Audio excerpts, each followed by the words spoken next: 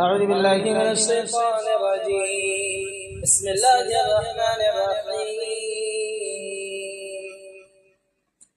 إذا زلزلت الأرض زلزالها وأخرجت الأرض أثقالها وقال الإنسان ما لها يومئذ تحدث أخبارها بأن ربك أوحى لها يومئذ يصدر الناس أشتاتا ليروا أعمالهم فمن يعمل مثقال ذرة خيرا يره ومن يعمل مثقال ذرة شرا يره.